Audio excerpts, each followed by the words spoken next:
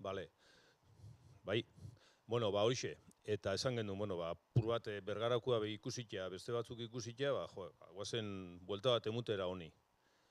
Eta egin genuen nahi zentzan, aintzira eta goiurikin kontaktuan jarri, eurek asunek behatokia, honetan adituak eta arituak, eta pur bat euren eskutik, pentsau genuen honi zela heldu ez. Eta esan genuen, lehenengo deituko ditugu guk uste dugunak interesatuak egon daitezken eta honetara lotuta egon daitezken eta etorkizunera, danon artien zerbait eiteko, elkarrekin egon gaitezken eta eragile, pertsona, eta esparru ezberdinetako jentia, eta gaur da lehenengo saioa. Eta gaur gatoz, ni bintzet ikastera. Eta eurek azaltzera bat zer dan kontzeptu gauz. Hemen galdetu ezkeo bakotxai elikadura maila zer dan, bakotxak erantzun ezberdin emungo leuke bai. Eta bintzet, kontzeptu ero ideia danok bateratua daukagun bai. Eta besteik ez, hitza eurendako.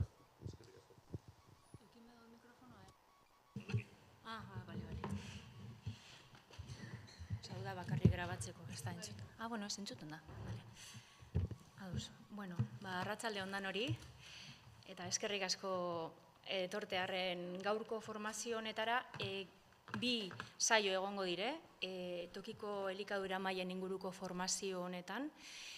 Zinegotziak azaldu daben bezala, azken finean merkatuan proiektu bat egitea ez da bakarrik arkitektura aldetik zeo zer garatzea. Elikadura sistemaz ari garenean, ari gara oso gai transversalez eta elikadura mailak honetan guztian ere gobernantza organo gisa herrian beharko litzateke ezarriera batean. Egia esan deba garaian badaukozue bide bat bastante eginda, Bergaratik hasita, Oñati ere badabil hor saiatzen elikadura mail bat esartzen.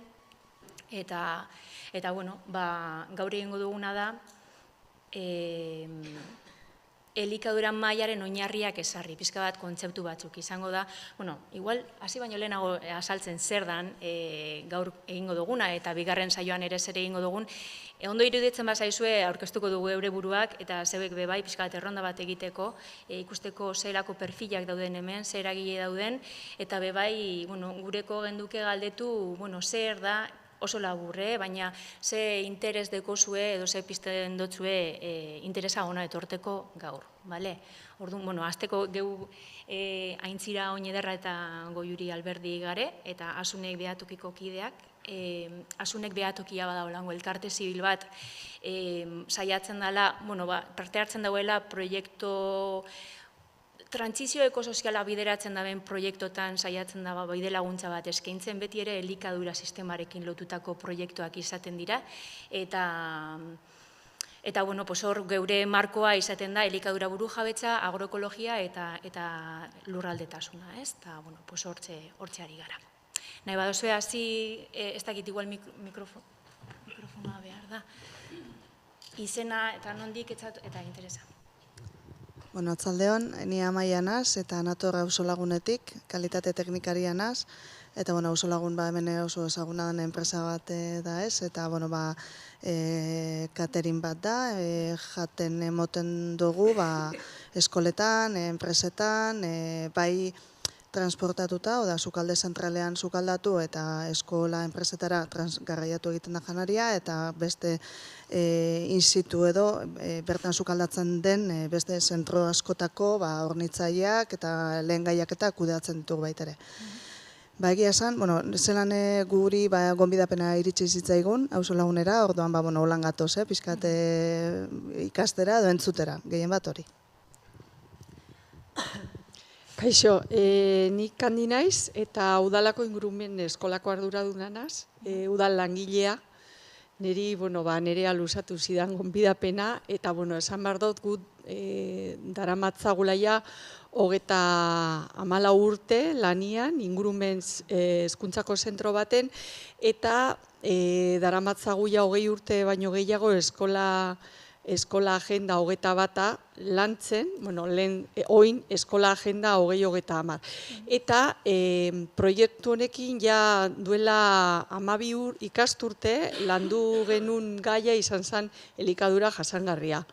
Orduan, ez dakite, hemen dau jende asko hezkuntzati datorrena eta ezagutzen du proiektua. Orduan, proiektu horretan herriko ikaslek parte hartzen dute eta konkretuki gai honekin lotuta bere momentuan proposamen asko eraman zituzten udaletxera eta batzuk nahiz eta duela azokarekin lotutakoa bebai eta oraindik hor daude proposamenak. Orduan, igual beste egunen baten eta jarri daitezke mahai gainean. Bueno, atzaldeon, ni Andere Txabe, nutrizionista. Hemen dauko ekipo multidisziplinar bat gara, fisioak, entrenamentu pertsonalak eta nutrizioa itzen dugun zentro bat hemen Arrasaten. Eta, guri behel osatu zuzkuen gonbidapena, eta segatik ez, putxo bat niri dago kixonez, aber ze aportau neiken, ero, prest apur bat laguntzera, ero mai hori sortzera.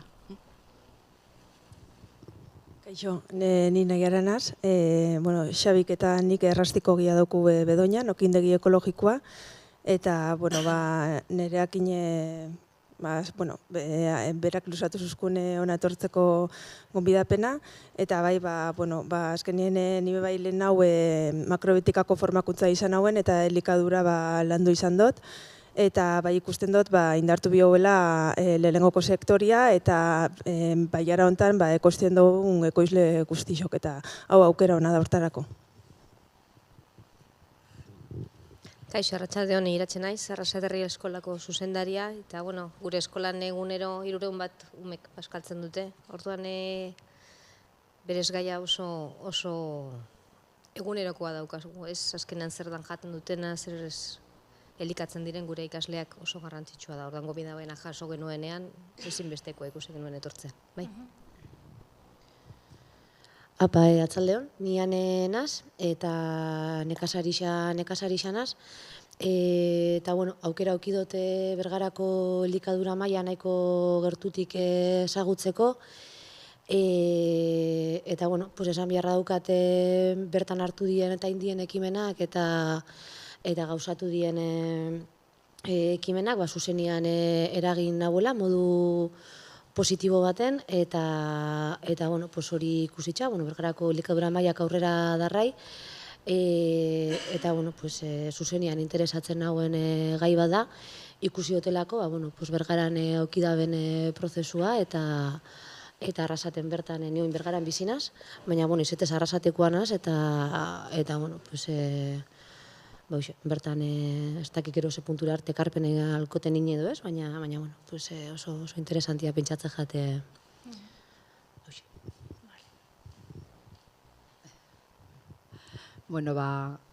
Joana eta Edurne biak zinegotzia gara, Arrasaten, eta merkataritza eta enplegu batzordean, Jaimek luzatu zigun gonbidapena hona etortzeko, baita nerea teknikariak ere, eta, zer gaitik ez, eta hemen gaude. Amaia naz eta udal langilea, zerbitzuetako teknikaria, eta gure zerbitzu artean azoka dago. Eta nerean gonbidapena jaso nauen, eta ikastera, tutera, Kaixo, agurtzaren naiz, Deba Garaia Landa Garapen Elkarteko teknikaria. Deba Garaia Landa Garapen Elkartea, Debagoieneko Landa Garapen Elkartea da. Eta, Bergarako elikadura mailan parte hartzen dugu, eta hortik sustatutako proiektuetan ere bai, baino beste batzuk eskualde mailan edozein proiektuan. Arrasatekoa ere oso interesgarri iruditzen zaigu, abiapuntu bezala izan daiteke gaurko eguna, eta nekazaritza jarduera, bertako produktuen sustapena, landa inguruneko jarduerak eta ekonomia soziala ahorro ekologikoa eta holakotan parte hartzen dugu ere bai, beste gauza batzuen artean, eta hori, interes horrekin arrasaten ere bai, zeo zea sortzeko aukera dagoen. Atxaldeon, Garikoitz, agurtzanekin batera Debagaraia Donda Garapen Elkartetik nator, bertan kudeatzaile. Ez naiz ni etorri zaharra eskualde honetara, 9 hilabete daramatzat lanean, eta etorri nintzenerako, Bergarako elikadura maila martxan hasia zen, eta ordutik aurrera bertan parte aktibo izaten ari gara, eta funtzionamenduak eta egiteko erak barneratuak ditugu. Gaur hemen izatearen bilera honetara etortzearen helburu nagusienetako bat, hastapenetan den Arrasateko elikadura maila honetan parte hartzea, aportatzea eta aldan neurrian osatzen joatea. Kontutan izan da eskualde honetan Debagoienan Arrasate dela Bergara eta Oñatirekin batera polis nagusienetako bat, eta ulerbe polis erromatarrek bere garaian ulertzen zuten terminologiarekin. Ezinbesteko jotzen dugu, halako ekimen baten egikaritza eta martxan jartzea, eta gure aldetik aportatu eta lanerako prest.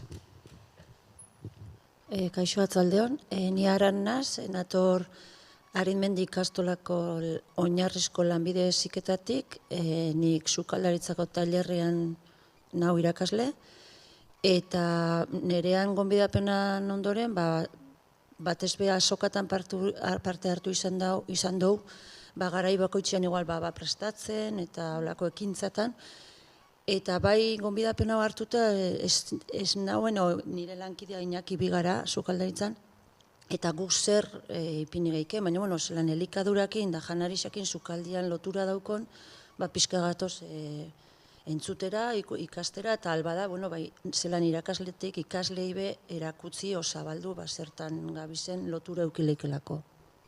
Hoxe. Atzaldeon, Unai naz, Arizmendi ikastolatik, eta iratxek esan daun moruen gurien be makinatxo bat die egunero eta egunero bazkaltzen giltzen dien aur eta nerabiak, eta momentu honetan be hausnarketa momentu baten gauz, eta ustot nik oniraldetik behintzet aportau baino entzun eta hausnartzera etorri nazela. Orduan ikusiko. Kaixo, ni Edurne, Erindajaneko koordinatzaile, eta gu gure aldetik elikadura maila hau sortzeko udalakin sustatu dugun proiektu bada, hasi que esperantza askokin gauz, eta gu bezalako kontsumitzaile eta ekoizleen elkarte baten garrantzia eta daukon indarra sustatzea gustako jakun bai elikadura maila honetatik, eta beste hainbat proiektu bai ataratia Arrasateko herri mailan, eta elikadura burujabetza lerro estrategiko bezala lantzia herri mailan. Así que lan potentia urtetetan hemendik. Azaldeon, ni Eider, moninator bi txapelekin, Edur eta Ionekin ere Indajanetik, zuzendaritzatik, eta gero, ni Kauena baserritik bai, gure kasuan, baserri bat, familia ereduan kudeatzen duguna, agroekologian gauza desberdinak ekoizten dugu autokontzumorako, eta gero daukogu Erindajanen eta zuzeneko salmenta egiten dugun haragi proiektua. Orduan, hemen hartzen dut parte, niretako bai hori, elikadura burujabetza da danen artean ustotelako oso estrategikoa dela, gure osasunan oinarrizko, osasuna jartzen dagoela zentruan, uste dut, urte askuan pixka eta astuta eduki dugun edo beste batzuen eskutan itxi dugun elementu badala, eta uste dut berreskuratu behar duguna, eta honekin uste dut lehengo sektorea indartu eta pixkat hori gure hori zen, ezagutena. Ni Jone, apurate komentatu da moruan Erindajaneko zuzendaritzatik, eta bueno, apur bat gai honen garrantzia ikusita, eta Euskal Herriko beste leku batzutan ez, bergara ipatu da, baina, bueno, besteen bat herrita eskualde bebadaz gai honei heltzen dabitzena, uste dute Arrasate eta Debagoienak be, badabilela, ez, eta ordua dela heltzeko, orduen, gogotxu eta gube hori ikastera eta aldanien aportatzera. Bai. Bale, atzaldeon, ni Maider naz, Arrasateko alkatia, eta, osasun ekosistema horren barruan politika ezberdinak abiatu nahi izan ditugu batzu jarraitu eta ez datzuk ez, baina elikaduraren inguruan egia da ez dela egin ezer azkenengo urtietan, eta derrigorrezkoa esan gaia honi hartzia oin gure estatu proiektuaren baitan, egon zala proiektu hori egin zan oin urte asko, eta horren helduleku bat edo orden bide bat basan elikadura mahai baten sorrera. Alde batetik lehen sektoreari dagokion garrantzia eta protagonismoa emateko, elikadura ohiturak aldatzeko, eta besteak beste gure azoka, hiltzen ari dan azoka horri bebai buelta bat emateko, eta danon artean ia bakoitzak daukon jakituriatik, eskerrak eman nahi dutzu edan noi etorteagatik, baita, pentsetan dute bakoitzak ikasiko hula danok, baina bai dauko hula zerbait zer esateko gai honen inguruen, eta eskertzen dutzu ez zuei bai hona etortzia, eta zerbait ingeiken elikadura maila sortu geiken, eta hortik gauza politxak urtetzen dien. Opa, atzalde hon danoi. Ni Xabier naz, da Bastida Akademiako zuzendaritzatik nator. Ni gaurkuan jaso dut gonbidapena Nerea Laspiurren teknikarixen bitxartez. Eta, sukalderitzako ikastaruak ematen ditugun bitxarte hortan, ez? Nator apur bat entzutera, eta aporto balua dut, bertan aportatza, bai. Atzaldeon, Lurnaz, Hartzaia eta Baserritarra, eta lehenengoko sektoria eragiten dotan gai bat danez, gonbidapena gaso nagoen eta parte hartzen. Ni azkena eta gonbidatzailea uste dut, esati handi baten, horrentzun duten agaitxik. Ni naiz garapen iraunkorreko teknikaria, Arrasateko udaletxean, eta, gehixen bat ikastera eta ikustera elikaduraren mahai batek gaitxasun ero ze irizmen eukileiken, ez? Eta etorkizunean mahai hau elikaduraren maila sortzen bada, hori da helburua, formazio honen helburua, koordinatzaile edo izango naizen heinean ikastera eta ikustera. Aber ze daukagun aurretik. Ados, eskerrik asko dan hori.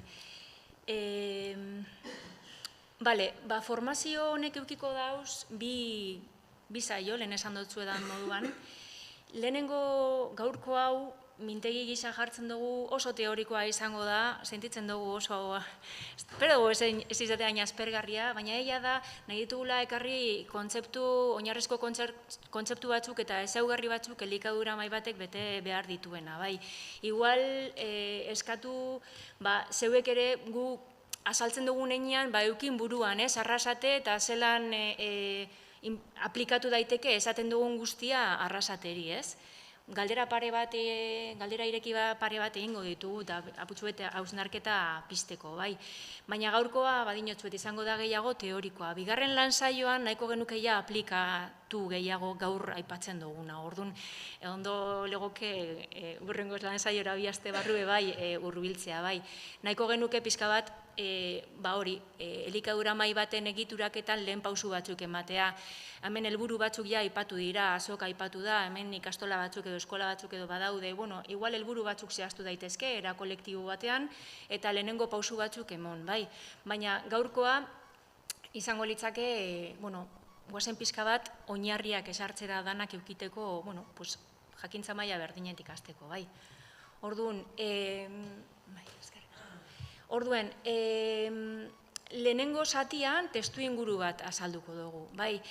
Segurantzean gauza asko jakinaren gainean egongo zarie, baina bai iruditzen zaigu garrantzitsua danak testuinguru berdinetik edo oinarri berdinetik edo marko berdinetik abiatzea. Bai, orduan elikadura sistemaren testuingurua gaur egunekoa zein dan azalduko dugu, eta gero hori, elikadura mailen kontzeptu klabe batzuk eta ezaugarri klabe batzuk azalduko ditugu.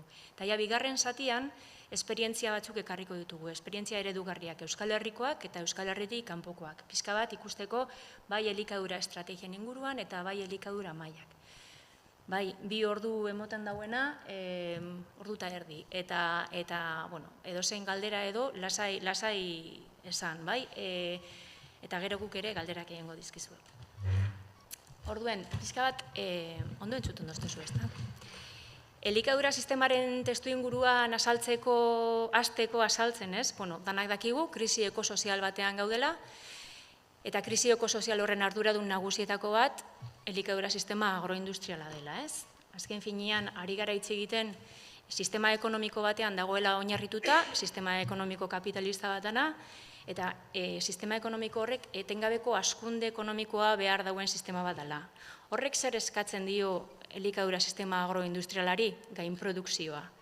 Gainprodukzio konstantea. Horrek ekartzen du ekoizpen eredu batzuetara, zeinak azkenean inpakto negatiboak dituen ingurumenean, ekonomia globalean, tokiko ekonomietan eta gizartean orokorrean. Azkenean gainprodukzioa egiteko lurrak ekoizpena gainproduzitzeko, ekoizpen handiak sortzeko behar dute sustantzia edo insumo toksikoak. Eta azkenean behar dugu lur handiak, monolaborantza, deforestazioa, monolaborantza hori egiteko, behar dugu pentsuak, kaparroson amaitzen da Amazonasen egiten den soja asko pentsua, azkenean dana dago lotuta, ez?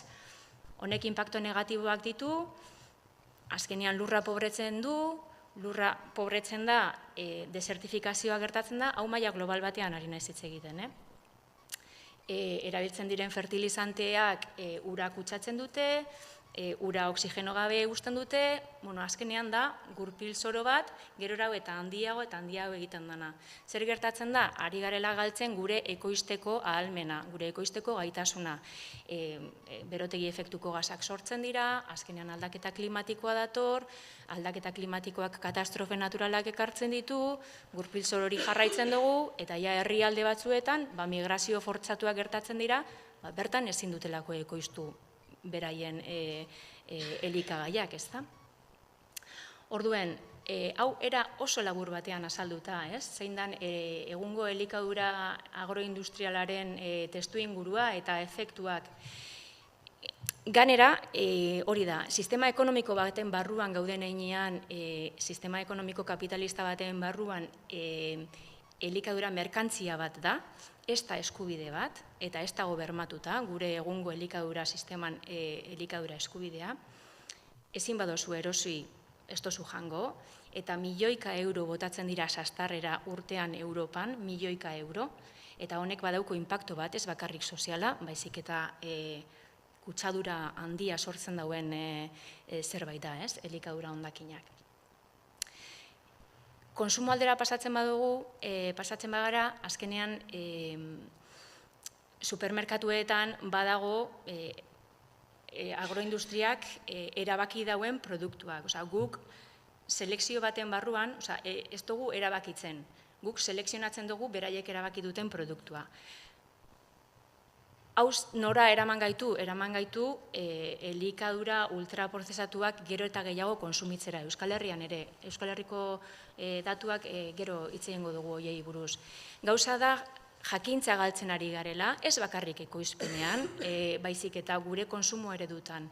Ez dakigu sukaldatzen, ez dakigu zein dan sasoiko produktu bat, ez daukagu loturarik lurrarekin, eta horrek, deskonexio horrek egiten digu, bazkenean gurpil zoro honek dituen inpakto guztietaz ez arduratzeak, bai? Deskonexio hori gertatzen dalako.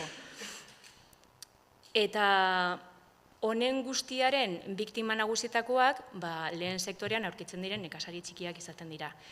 Monstro honen aurrean ezin diote aurre egin eta desagertzen ari dira. Orduan, imaginatu, hau da daukagun panorama. Ganera, urteak daramatzagu esaten, hau seguramente entzun duzue, 3 planeta bageneuka kontsumitzen dugula. Eta horrela da, eta horrela datuak horrela erakusten digute. Bai, azkenengo 15 urtetan, muga planetarioak deritzonak, direla 9 muga biogeologiko, 9 mugetatik ja 6 pasatu ditugu, 2023ko datu horrek erreparatuta. Muga hauek pasatuta, aldaketa klimatikoa atzera ezinak gertatzen dira. Eta eramaten gaitu eszenatoki batzuetara ez dugula ezagutzen zer gertatzen den, eszenatoki horietan. Hala ere, jarraitzen dugu 3 planeta bageneuka kontsumitzen. Bai, orduan testu ingurua hau da, orokorrean, maila globalean. Pasatzen bagare Euskal Herriko datuak gertutik edo ikustera, ikusten dugu Euskal Herrian ere sor ekologikoa daukagula. 3. herrialde batzuetan ikusten dugulako gure janariaren 80% baino gehiago. Importatzen dugu gure elikagai gehiena. Hortik aparte, gurean ere lehen sektorea desagertzear dago, zahartzen ari da, ez dago erreleborik, eta oso zaila egiten ari da ez errelebo hori bermatzea. Lurraren artifizializazioa gertatu da, azkenengo hamarkadetan milaka eta milaka hektaria emankor galdu ditugu, natur baliabideak galtzen baditugu, gure ekoizteko gaitasuna ere galtzen dugu, baina azkenean finantziazio publikoa eta instituziotik datorren modeloa bada ekoizpen eredu ez jasangarriak bultzatzeko modelo bat, eta horrantza doa finantziazioa, izan leike espejoko tomate hidroponikoa edo izan leike Donostiko haragi artifiziala. Tokiko elikadura sistemak ez dira bultzatzen ari. Nekazaritza politika bateratuan ere, hemen ere Euskal Herri mailan, sektorearen parte txiki batek eramaten du laguntzen 50% baino gehiago, eta hau oso lotuta dago lurraren eskumenarekin. Oso lotuta dago, azkenean diru laguntzak direlako, eta hor zelan kudeatzen diran lur pribatu eta lur publikoak. Eta hori oso lotuta dago bebai erreleboaren aukerarekin, klaro. Eta azkenik ere esan, gurean ere elikadura ohiturak ez direla osasuntsuak. Gurean ere ultraprozesatuak gero eta presentzia gehiago daukiela gure dietetan. Gure gastua aurrekontuak etxeetan jeitsi da, azkenengo 50 urtetan, barbaridade bat, baina orain gastatzen badugu oso gutxi elikagaietan, 10%, 10% horretatik 3% soilik elikagai freskotan gastatzen dugu. Horrek nahi dago esan, era batean edo bestean, prozesatuta dagoen produktuak kontsumitzen dugula gehien bat. Hau da daukagun argazkia, eta oneri buelta eman behar diogu, ez? Non ikusten dugu irtenbidea, zer da honen inguruen egin behar dana? Azkenean behar duguna da elikadura sistema batzuk lurralderatuak daudenak, sistema agroekologikoak bultzatzen dutenak, azkenean direnak errendimentu ekonomikoa ekartze dutenak, tokiko ekonomia pizten dutenak, klima aldaketarekiko erresilienteak direnak, erresilientzia hitza erabiltzen dut, asko erabiltzen dabe, baina egia da, sistema agroekologikoa moldatzen dela egungo egoerara, eta biodibertsitatea babesten dagoena. Ez dut aipatu lehen, baina, klaro, agroindustriak biodibertsitate guztia zapustu egiten dago. Orduan, egungo eredutik sistema agroekologiko batera pasatzeko edo lurralderatutako elikadura sistema batera pasatzeko, trantsizio bat egin behar da, eta trantsizio hori betik gora izango da, mikrotik makrora izango da. Hau da, herri batetik, arrasatetik gorantza, ez? Bergara, adibide nagusi izan leikena, ez? Eskualde honetan, Bergaratik hasi izan, eta badoaz gauzak irekitzen, ez? Eskualderantza, mikrotik makrora. Eta lurralderatutako elikadura sistemak benetan garatzeko eta egoteko hor lanketan behar dugu tokiko elikadura gobernantzak garatzea. Ze azkenean, behar da, egon bultzatzen hau, eta horretarako behar da gobernatu, behar da zaindu, behar da ikuskatu. Ez dakit oso harin hitz egiten duten, baina, edo zen galdera lasai galdetu, Orduan, tokiko elikadura gobernantza hauek lagunduko digute, azkenean elikadura burujabetza aplikatzera, bai, praktikara eramatea. Elikadura burujabetza ez da elikagaien nahikotasuna. Badakigu, debagoienak ez duela sortzen haina elikagai biztanle guztiak elikatzeko, bale. Baina elikadura burujabetza bai uztartu dezakegu dela gure eskubidea nekazaritza eta elikadura politikak definitzeko guk erabakiko dugu zer ekoiztu eta zelan kontsumituko dugun. Eta honek bebai eramango gaitu elikadura nahikotasun horretara, bide horretara. Orduan, elikadura burujabetza uztartzeko bebai behar dugu gobernantza eredu batzuk izan. Hemen jarri dizuet, la via campesinako definizioa, zer dan elikadura burujabetza, eta tokiko nekazaritza ekoizpenari lehentasuna ematea, nekazariek egoizteko eskubidea izatea, baina konsumitzaileak ere eskubidea izan dezaten zer nahi duten jan, pentsatuko zuet erabakitzen dugula, baina ez dugu erabakitzen, elikagaien importazio merkeentatik babestuta egon daiela tokiko lehen sektorea, prezioak ere, duinak ez, baizik eta ekoizpen kostuei lotuta egotea, herritarren parte hartzea, hemen sartzen da barriro be elikadura maila, ez? Herritarren parte hartzea elikadura politiketan beraien definiziorako, eta azkenean bebai, emakume nekazarien eskubideak aitortzea, ez? Pizka bat, ekonomia edo begirada feminista hori ere uztartzeko. Orduen, honetan guztian, eta trantsizio hori aurrera egiteko, daude bi funtsezko kontzeptu direla elikadura estrategia eta elikadura maila. Orduen, elikadura estrategia bat, azken finean da, bide horri bat. Eramaten gaituena, A puntutik B puntura. Guk erronka batzuk definitzen ditugu, normalean, diagnostiko batetik eratorritako erronkak, beharrak, gabeziak, arrasaten faltadana, arrasaten eta eskualdean ikusten duguna hori definitu, ikusi ganera ze politika tresna ditugun, ze baliabide ditugun, eta horren arabera, guazen bide horri bat idaztera, markatzera, ditugun erronkak eta helburuak lortzeko. Elikadura estrategia baten definizioan eragile askok parte hartzen dute. Hemen adibidez, eragile desberdinak zauzi, ezta? Eragile desberdinak parte hartu behar dute. Elikadura sistemarekin zerikusiren bat daukan edozein eragilek bere iritzia hemen ematea, beharko luke izan. Eta udal gobernuak ere adostu jarduerak, elikadura estrategia baten barneratzeko. Estrategian ematen diren pausuak ere integratuak egon behar dira. Eta honekin bebai nahi da esan, azkenean ezin direla izan erronka silotan, banakako erronkak, baizik eta lotuta egongo dira. Eta ikusiko dozue, hau beti esaten dugu, azkenean elikadura sistema oso lotuta dago, eta gauza bat azten dozunean beste bat ikututen dago. Orduan integrazio hori kontutan hartuin behar da. Eta honek guztiak eskatzen dauena da, zubiak esartzea. Hemen harremanak eustartuin behar direz, eta harremanak bai eragile desberdinekin, eta bai gobernu saiekin, edo hemen gobernu saie esaten dau, udaleko ordezkariekin. Orduan hor egon behar da, hori da, harreman eta zubi lan bat. Elikadura estrategia baten gobernantza organoa zein da? Elikadura maila. Elikadura maila gobernatuko du estrategia bat aurrera eramateko pausu guztiak. Elikadura maila ezberdinak daude, eta herri bakoitzak edukiko dau beran modeloa, segun eta zein diren zuen baliabideak, zuen beharrak eta zuen indarrak ere. Porque honek lan bat suposatzen dau.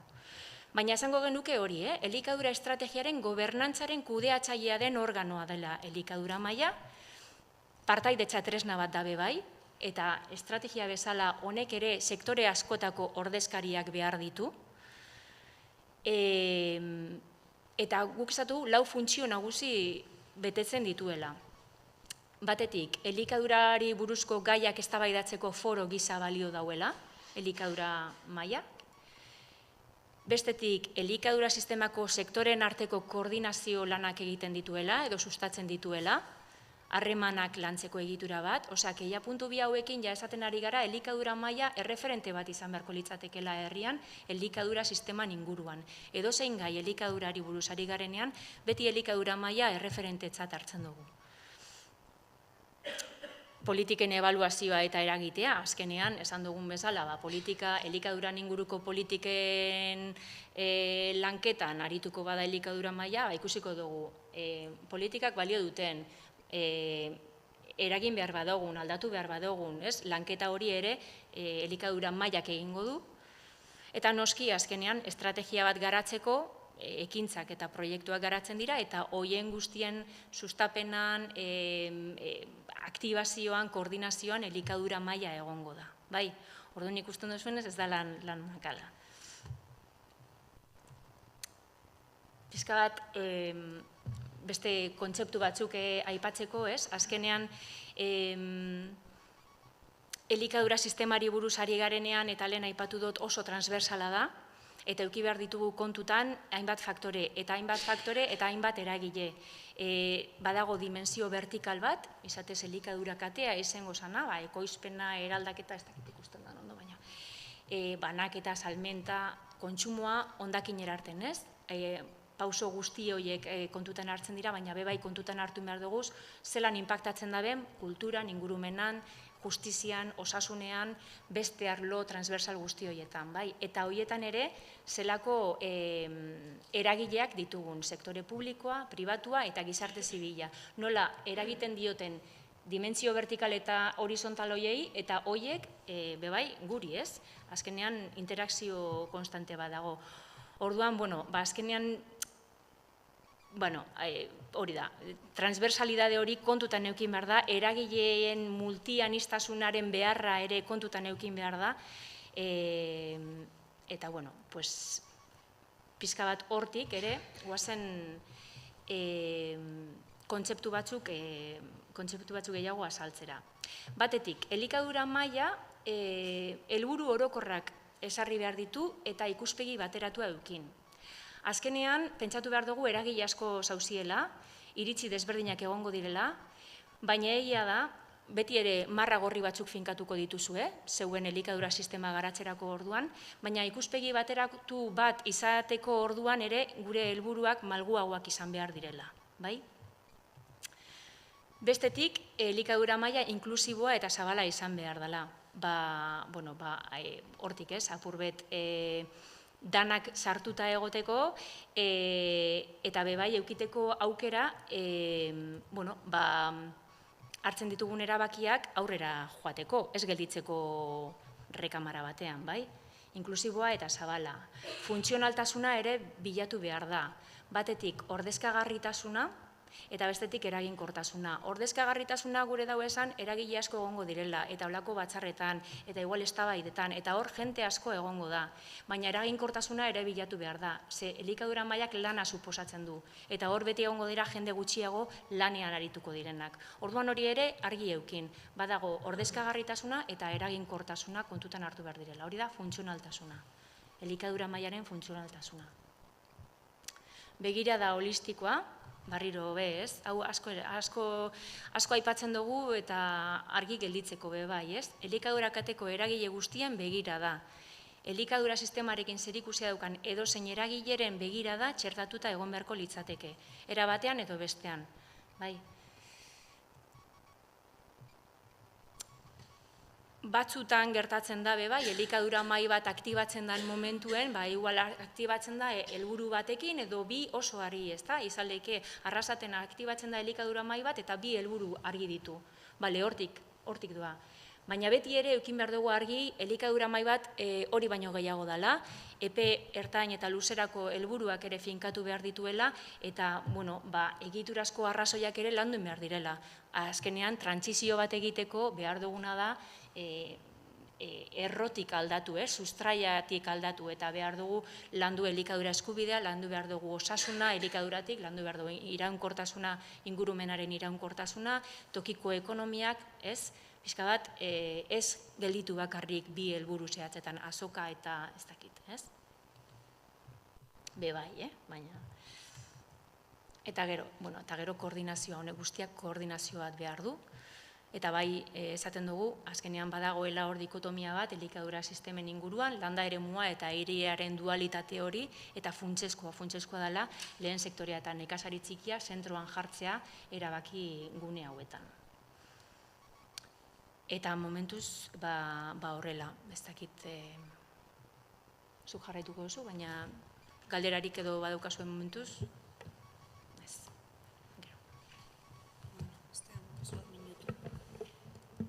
nahi genuen jarraitu elikadura mailan, bai, galdera bada hor.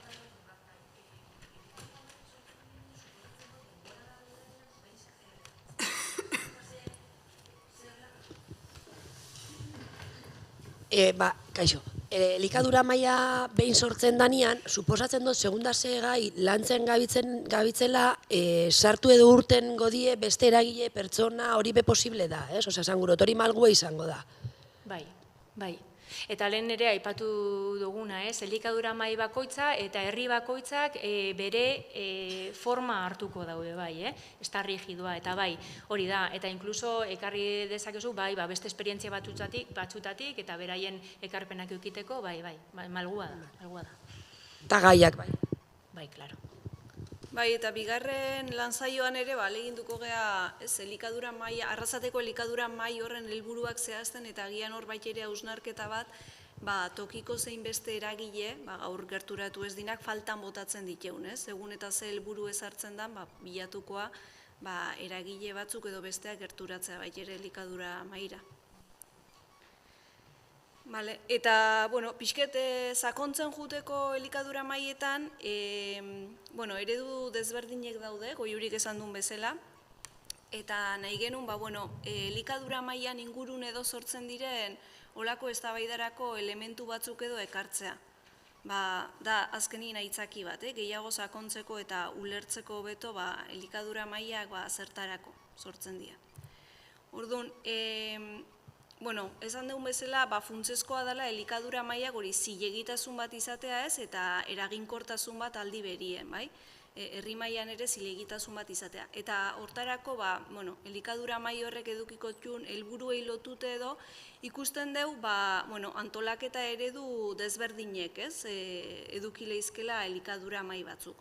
Eta hemen ekarri ditu muturreko bi adibide bezala, bai? Alde batetiken dauzkeu elikadura maila batzuk helburu gisa daukebenak aholkularitza edo kontsulta funtzio bat, ez?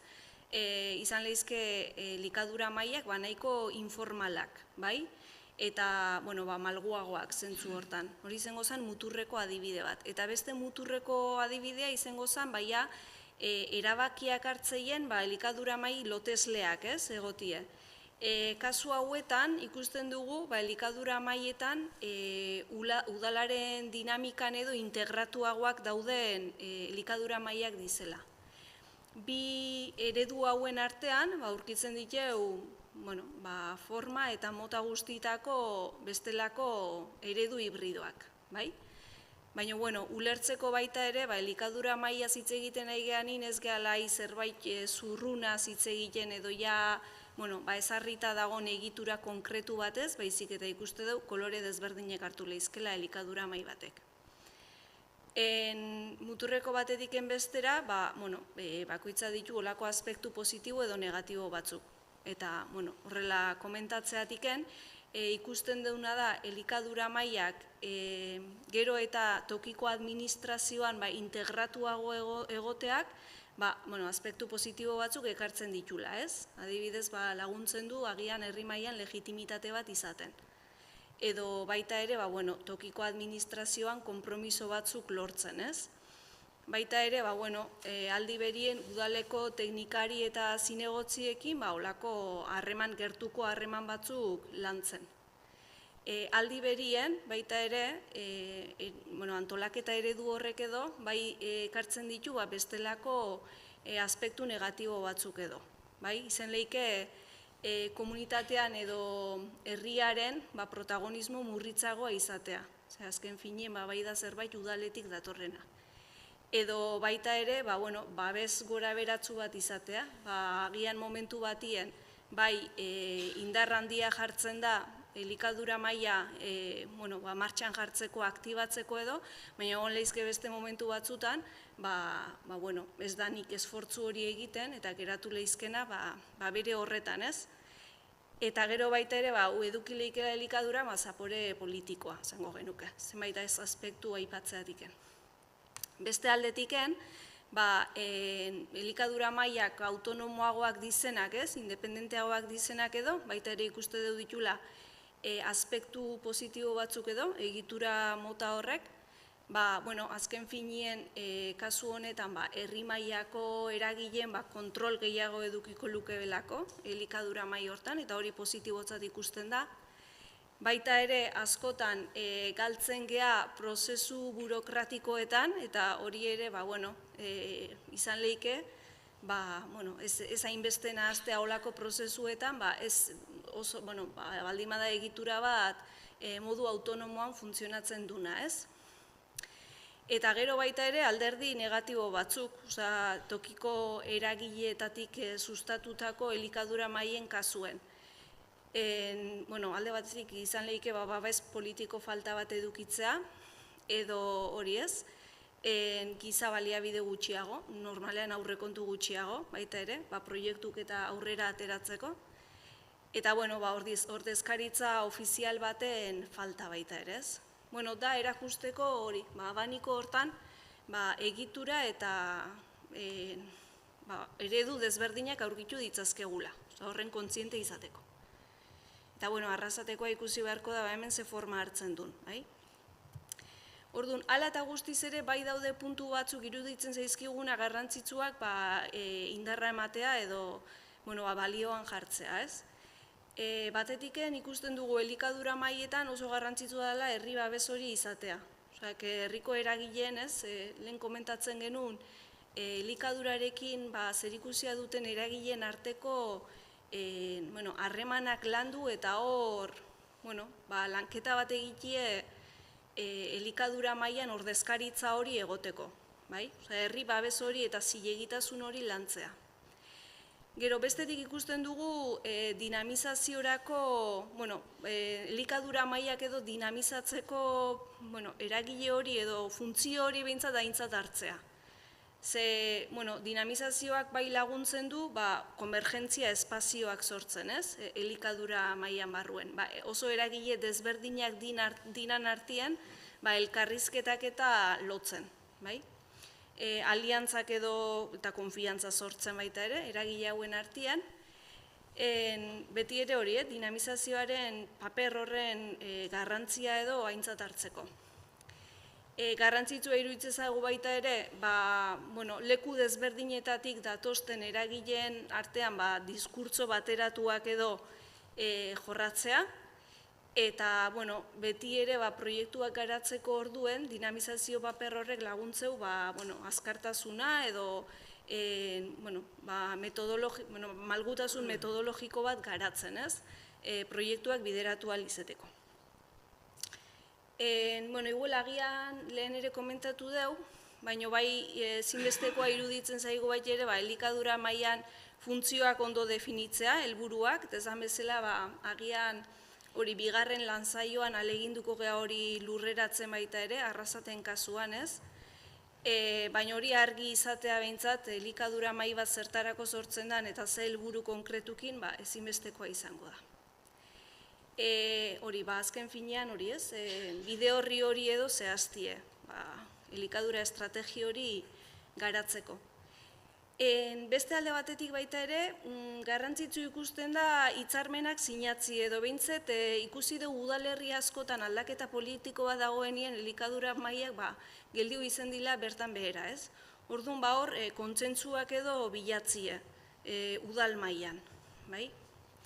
Eta azken finien hori, konpromiso politiko bat egotie, bai, ulertzen dugu elikadura, herri mailako elikadura estrategia bat garatzie dela onura publikoa ekartzen dula. Elikadura zitze egiten aigeanien, aigeala azkenien elikadura jasangarri baten aldeko apustu egiten eta horrek onura publikoa suposatzen dula eta beraz, bere garrantzia edo edukia estrategikoa izan berdula behintzet, udal mailan antzeko estrategia garatzia.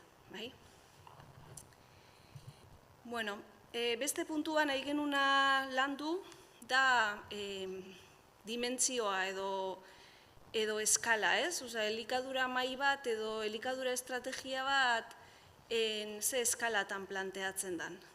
Eta, bueno, hor ikusten duguna da, alde batetik, garrantzitsua dela udalerriz kanpoko ere ahalik eta eragile gehien inplikatzea elikadura estrategia batien. Azken finien lurralde ikuspegi batetik lantzea, ez? Elikadura estrategia bat. Azkenean elikadurak ez dulako muga administratiboz ulertzen, ez? Eta, zentzu horretan, ikuspegi errealagoa dalako lurralde mailako enfoke hori edukitzea, ez?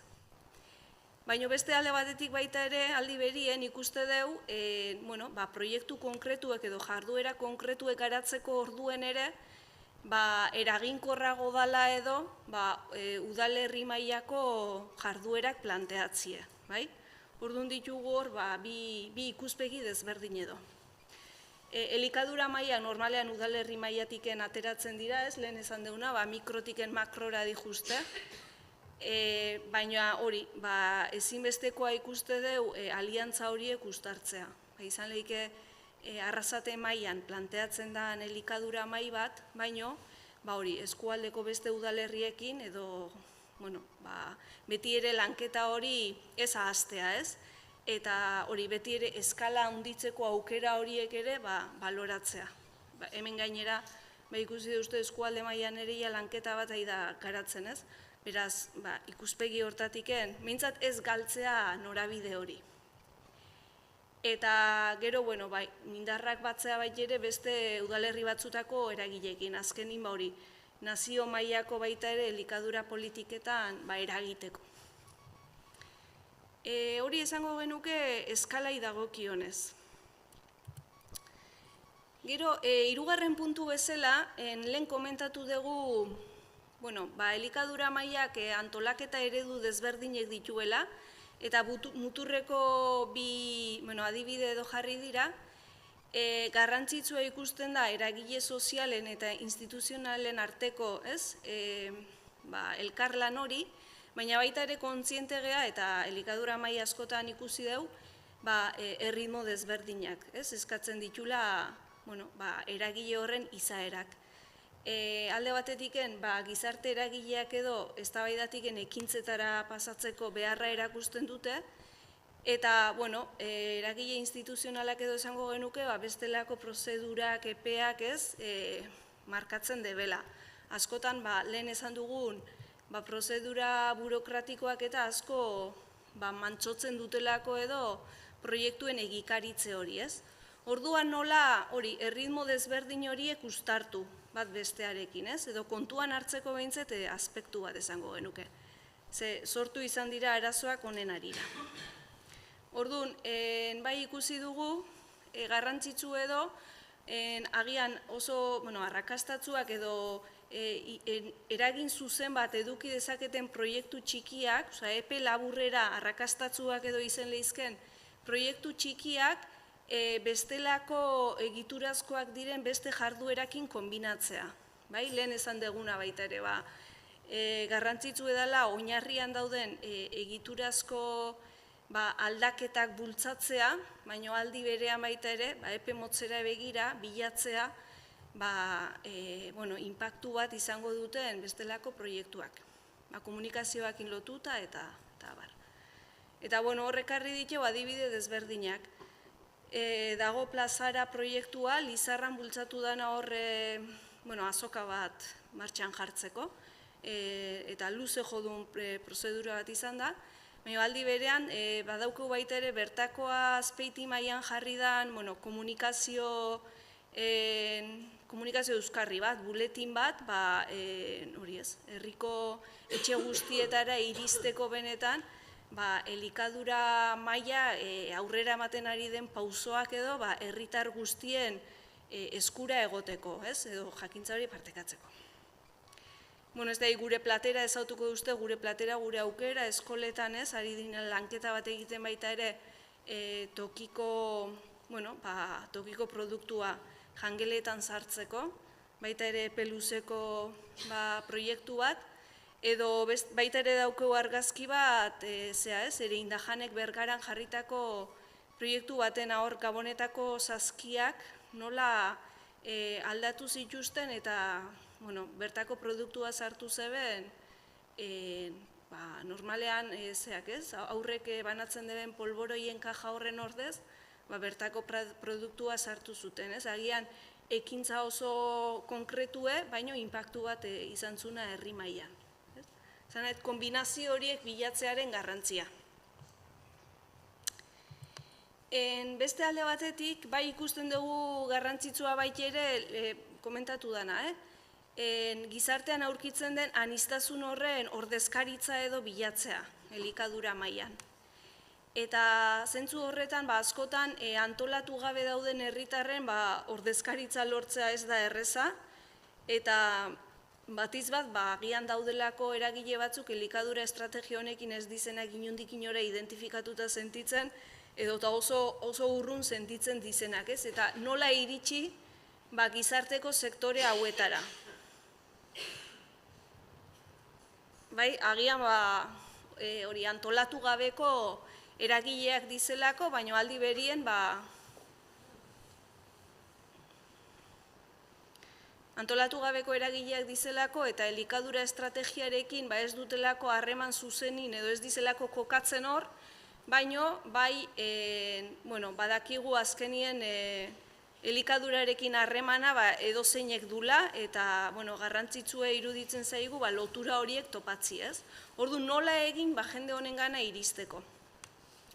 Orduan, behintzat hausnarketa kritiko bat egin, zer nolako espazioak sortzen diteunez eta zer nolako irisgarritasuna daukeben espazio horiek parte hartzeko. Horren inguruko hausnarketa bat egitea, errelato kolektibo hori ere zaintzie guztien gana iristeko edo edozein eragilek bere lekua topatzeko elikadura mai batien. Baita ere, agian talde baztertuei edo erraztasuna jartzea edo antolatzen laguntzea, holako espaziotan parte hartu ahal izeteko. Eta gero, tokiko kolektiboak edo ordezkatzen dituzten erakundekin edo lan egitea, ez? Askotan igual, zuzeneko parte hartzea oso zaila da, baina antolatuta dauden kolektiboekin errazago izan leike. Orduan, kontuan hartzeko puntu batzuk, ez? Gero ikusten dugu baita ere parte hartze espazioak oso anitzak izan lehizkela. Gu elikadura mai batekin pentsatzen ari gea, eta hemen ordezkaritza izango dute herri mailako eragile desberdinek, baina horrez gain bestelako gune batzuk ere edo sortu lehizke elikadura estrategiaren inguruan berri emateko ez eta jasotzeko baita ere feedback hori edo beste modu batean inplikatzeko baita ere elikadura estrategian. Eta horri lotuta agian herritarrei irekitako hori espazio zabalak planteatzea, lehen foroak deitu dixeu, baina elkartruke hori emateko. Gero baita ere ikusten dugu azoketan normalean antolatzen dira olako ekitaldiak, tailerrak, igual gai konkretu baten inguruen hitzaldiak ez. Jendea beste modu batera inplikatzeko baita ere elikadura estrategian, baita ere komentatu dio informazio buletinak, bestelako komunikazio kanalak, eta gero, askotan harreman informal horiek ere laguntzen dutela saretzen, ez? Orduan, behintzat kontuan hartzeko ez dela bakarrik elikadura maila, baizik horren inguruan ere sortu lehizken bestelako espazioak, segun eta ze eragilek baita ere parte hartzeko, ez? Eta amaitzeko, beste puntuan egin genuen ekarri, batiz bat lehen komentatu dugun elikadura mailak agian udaletik sortu dizenak ez, edo udalak hasierako aktibazio hortan lagundu duen elikadura mailetan baita ere, gertatzen dena da, udal barruko sail ezberdinen arteko elkarrizketa, ez? Esaten genuen, elikadura estrategia azken finean zerbait integrala dela, edo gai ezberdina jorratzen ditula, ez? Eta zentzu horretan ikusten dugu askotan komplikatua udal barruko hori. Hemen ikusi dugu, zail desberdinetatik zatozte, baina gero elikadura estrategiak martxan jartzeko garaian, nola egin, hori, funtzionatzeko, ez? Azken finean elkarlan hori edo zail ezberdinen arteko elkarlan horrek, ez? Norabide konkretu baten falta nabari delako askotan. Ordu nola landu modu integral batean, ez? Elikadura estrategia.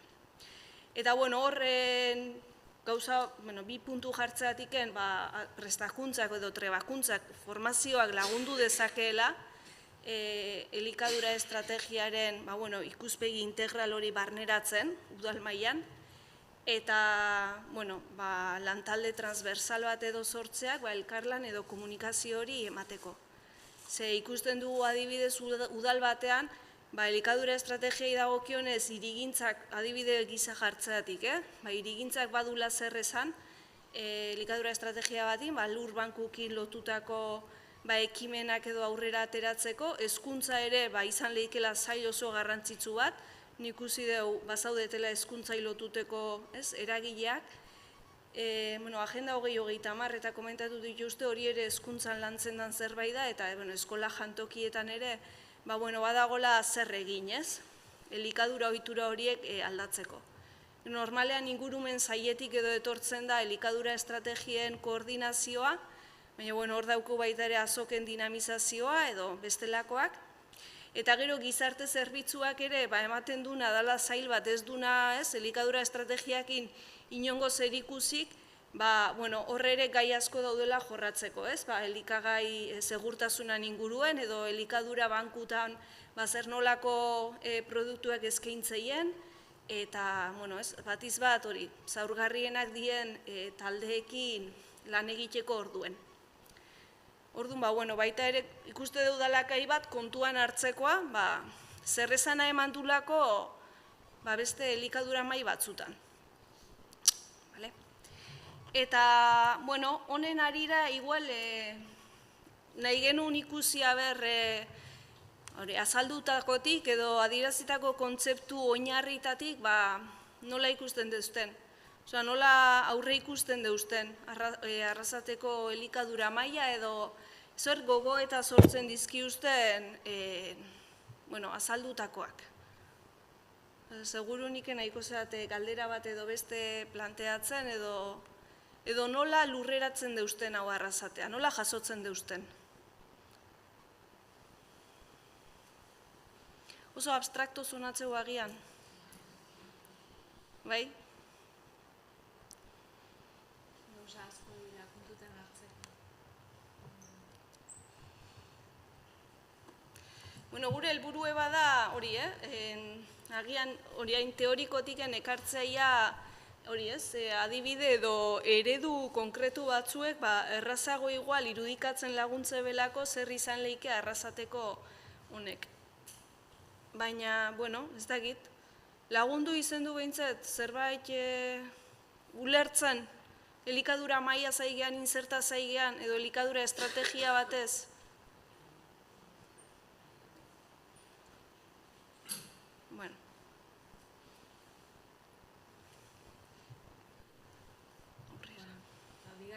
Bigarren lan saioan nengo dugu pizka eta aterrizatu igual eta horre zalantzak eta atarako dira gehiago. Bale. Jarraitzen dugu. Bale. Hori, leginduko geha orduan orain gauze oso zehatzetara juten eta proiektu konkretuek bestelako udalerri batzutan garatu dizenak. Eta agian hori, eta ezagutuko dituzte, bat baino gehiagok, baino, partekatzearren, bai? Batzuk nahiko gertukuek, daukeue alde batetiken, dator lehenengo Orduñako sukalde kolektiboana, eta, ezagutuko uste, Baina, oso gertuko geratzen zagu, eta uste dugu adibide, oso eredu garrantzitsu dela Euskal Herri mailan garatu dana, eta horregatik ekarri nahi genuen. Eta gero baita ere ekartzen du, elikadura estrategiai lotuteko adibidi, hau da, proiektu konkretuek agian garatu dizenak udalerri desberdinetan. Eta ekartzen genuen baita ere, Azpeitiko kasue, ze bertan Azoka plazan ingurun emanda proiektu bat, eta ikuste genuen agian arrasaten ere horren inguruko lanketa bat egiteko asmo dagonez, ideia batzuk ekartzia. Ezagutzen mauzte gainetik pasauko dugu, zeu hainbeste sakonduko. Orduan, orduñan aspaldidanik haidie, tokiko elikadura sistema edo indartzeko lanketan, ja 2009 aurretiken edo udaletik bultzatutako prozesua izen da hasieratiken, bertan ekonomia sustapenetiken. Ekonomia sustapen zaietiken edo, teknikari bat zehazki nahiko lanketa garrantzitsu egin du tokiko elikadura sistema indartzeko. Bertan, herriko merkataritzakin egin da lanketa garrantzitsu bat, eta batiz bat, hasieratiken garrantzia emantzako, lehen sektoreko eragileen arteko elkarlanai edo. Hor, nekazari eta abeltzainei edo aholkularitza bat eskaini zakoe, baina batiz bat nahi izen da hasieratiken saritze hori indartu. Elkarte bat sortu da, eta gaur egunien elkarte hori gai izen da edo gaitasuna izan du herri mailan obradore bat edo haragia transformatzeko gune bat martxan jartzeko. Beraz, izen da gehiago hori, abeltzain beraiei indar bat ematea edo gaitasun bat proiektuak beren kasa edo martxan jartzeko. Merkaturatzea lotuteko lanketa garrantzitsu bat egin da baita ere, tokiko produktuak merkaturatzeko, eta aukerak baita ere lehen instalazioak edo errazteko. Hala eta guzti zen, nahi genuen herri sukaldeatiken edo hitz egin, ze 2009an elikadura estrategia bat garatzen da, eta 2009an urratz bat aurrea ematen da herri sukalde kolektibo bat martxan jartzeko, eta honek gauza deixente ikutzen ditu herri mailan, eta horiek nahi ginutzen ekartzia. Orduen, herri sukalde hau dago kokatuta Zarran egoitzan, adinekoen egoitzan, adinekoen egoitza udalak berak kudeatzen duen zentro bada, eta hurbileko elikagaiz osatutako eskaintza bat edo bermatu nahi da herri sukalde kolektibo honetan. Modu honetan, gaur egun hornitzen da bai adinekoen zentrua eta bai baita ere Urduñako herri eskolako jantokia. Bi zentroak gertu kokatzen dira, orduan gaitasuna daukete bi jantokiak hornitzeko. Eta alde batetik emantzako balioa edo udal azpiegitura bati, aurretiken soilik zahar egoitza hornitzen zu nahi, eta baita ere eskolak nola ez du inongo sukalderik, aukera ematen zaio herri eskolari ere, Zarren egoitzako sukaldean sukaldatutakoak berta emateko. Eta, hau guztia martxan jartzeko edo, puntu garrantzitsua izan da, 2014an nola lizitazio oinarri batzuk edo lantzen dira, ikusteko zen nolako elikagaiak edo hornitu behar duten jangela hori. Eta, honek oso lotura zuzena du, lehen sektorean egiten da lanketa bat tokiko eskualdeko lehen sektoreko eragileekin, eta, beraiek dira azken finien, irizpide horiek ezartzen dituztenak, ez? Eta, udal plegutan azkenin, garrantzia ematezako hurbiltasun irizpidei, bertakoa izateai, eta baita ere, ekoizpen eredu agroekologiko bat lehenezten da.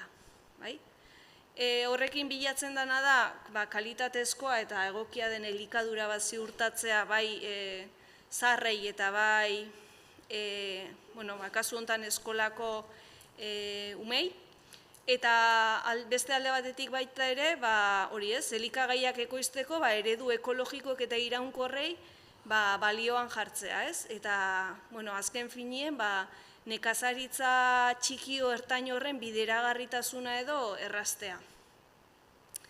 Eta hori, merkaturatze bide laburrak sustatzen dira, eta baita ere tokiko merkataritza. Azken finean, eskolako menuek, bertan eskualdien ekoitzitako elikagaiz hornitu lehizke, baina badaude beste produktu batzuk, erosten direnak tokiko merkataritza txikian, eta horrek ere beste indar bat ematen dio, aktibatzen du tokiko merkataritza. Hortiken lotura hori baita ere, ez? Eta gero 2020 ja azken urteotan egin dana da, bestela bigarren elikadura estrategia bat formulatzeko prozesu bat, ez? Garatu da Orduñan. Baina, batiz nahi genuen hori, irizpide hori ez hitz egitea, ze hor lanketa garrantzitsu bat eginda tokiko ekoizliekin. Eta gero baita beste alde batetik, nahi genuen Azpeitiko Azoka Plaza ekarri, ez daki bertan juntzaten bisitan, hemen ere, lehen esan deun bezala, azokan oztopo nagusia, ez da arazo arkitektoniko bat ez, Azpeitin kasuan ere ikusten zen eraikina behare gainbeheran zegoela edo aldaketa bat eman behartzela eraikinean, baino jarri zen fokoa kasu honetan, zen nolako azoka nahi dugu ez, eta naiz eta eraikina berriztu edo, zer egingo dugu eraikin hortan ez, ze forma edo ze proiektu hori ze forma emango diogu. Azoka gaur egunera ekartzeko ariketa hori egintzan. Eta zentzu hortan, olako prozesu parte hartzaile bat edo herri mailan planteatzen da, eta kasu honetan, garrantzia emantzako, erabiltzaileak izatea prozesu horren protagonista, ez? Edo beraiek behintzat, erabiltzaileak izatea definituko dutena zer nolako azoka nahi dugun herri mailan. Eta, horre ikusi izan kontsentsu bat zegoela edo erabiltzaileen artean, proiektuan zentralidadea edo proiektuan garrantzia egon behartzula tokiko ekonomiaren motore izatea. Eta hortiken abiatzen da bezala proiektuaren zentzua esango genuke. Orduan, bertako produktuen azoka bat edo plaza bat sortzen da, eta gero hori garrantzia ematen zako Azpeitin kasun asteartetan egiten da baserritarren azokai, eta gero gune iraunkor bat ere sortzen da,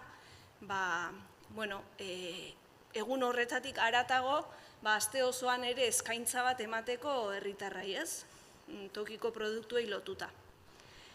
Eta, jartzen dira olako ezaugarri zehatz batzuk, badaki uste hor elikagunea sortzen da, eta bertan 150 kilometro inguruko ekoizpenak soilik eskaintzen dira, tokiko produktu ekologikoai modu baten edo bestean garrantzi berezia ematezako, eta bilatzen da horrez gain gune multifuntzional bat izatea, ez izatea denda soil bat, baizik eta eskaintzea bestelako zerbitzuak, formakuntzak eta tailerrak, sukaldaritzai lotuta, eta hor sortzen da herri mailako dinamika bat, ez? Azkenean bultzatzen duela baita ere, kontsumo ohiturak aldatzea. Eta, referentziazko toki bat bilakatzea, ez? Eta, kasu honetan ere udal plegu batzuk lantzen dira, ikusteko nor kudeatu dezakeen espazio hori, eta egia esan, hor sortzen den kooperatiba hori ere, Bergarako kasuan bezala, ere Indajanen kasuan bezala, eragile oso garrantzitsua da dinamizatzaile paper hori hartzeko, ez? Eta, lanketa horretan ikuste deu, kooperatiba horrek indar berezia hartzen dula. Eta, hemen Azpeitiko kasuan landu dien oinarriak edo irizpideak hori die, azken finien tokiko produktua eskaintzea, gero, esan bezala ez, aparte zerbitzu eta ekimen eskaintza eskaintza bat mai gaineratzea herri mailan, eta beti ere presioari garrantzia ematea, erosketa perfil desberdineko jendea gerturatzeko baita ere, hor askotan gertatzen da ez, komentatzen den bezala, erosketa elitista bat edo ekiditeko, lanketa bat egitea hor presioaren inguruan, eta gero, orokorrien tokiko nekazaritza familiarra edo bultzatzea, ez? Eta azoka etortzeien baserritarran produktuari garrantzi berezia ematea. Hori da Azpeitiko kasua. Gero Azpeitin baita ere eginda ondoren lanketa bat, azokatiken haratago bestelako herri mailako jangeletan ere produktu hori sartzeko. Ulako horniketa unitate bat edo. Jangeletan, zaharren egoitzako jangeletan, jatetxetan, eta olako lanketa bat baserritarren arteko plangintza hori egiteko eta eskaintza hori bermatzeko, ez?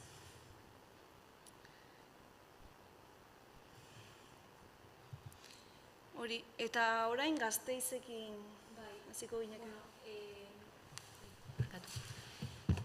Azpeitiko azoka plaza baldin bada, azoka baldin bada, horre oinarria edo eta hortik zabaltzen dira proiektu desberdinak, ekartzen dugu bai adibide bat Gasteizeko elikadura estrategiarena, eta hau da dokumento bat orokorragoa dana, gehiago,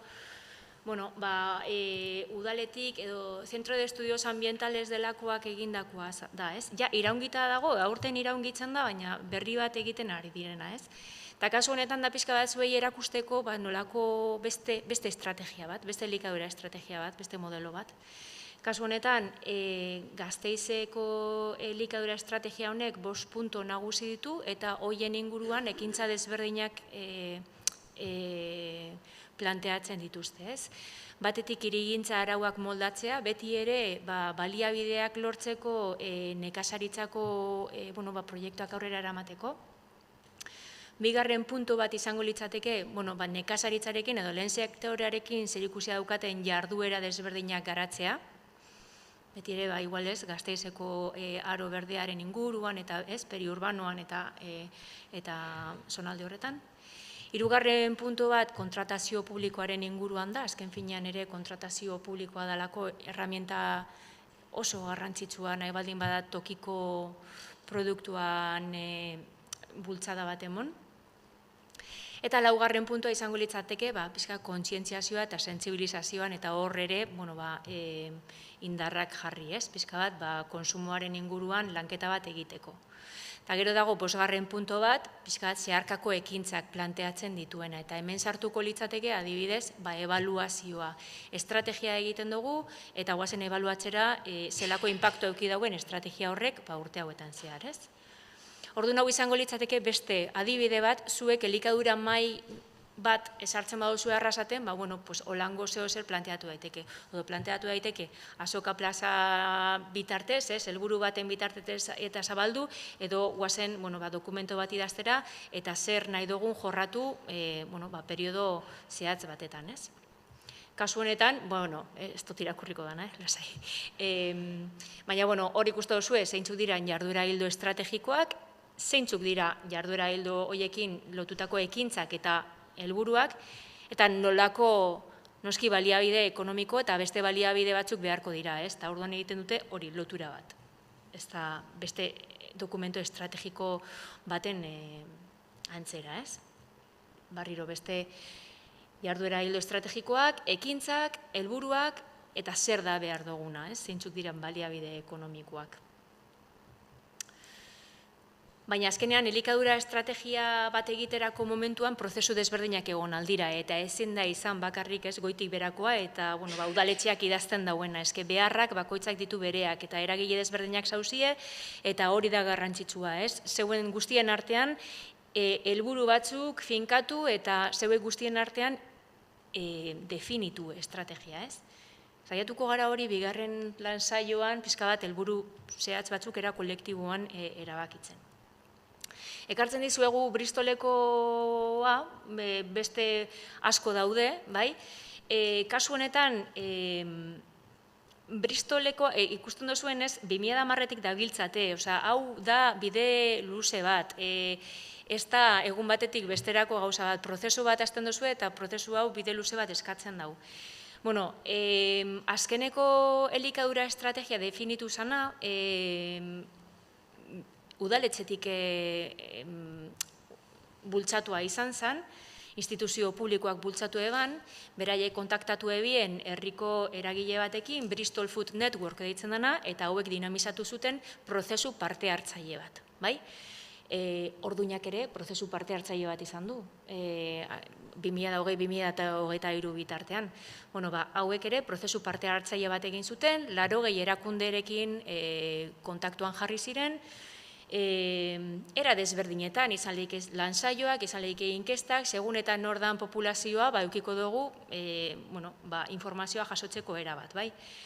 100 pertsonatatik gora parte hartu zuten, eragile kolektiboak ere parte hartu zuten, haiek zirela, azkenean herritarren edo gizarte zibilaren ahotsa, danan ahotsa bermatuta egoteko, betik gorako prozesu bat dela esaten da, azkenean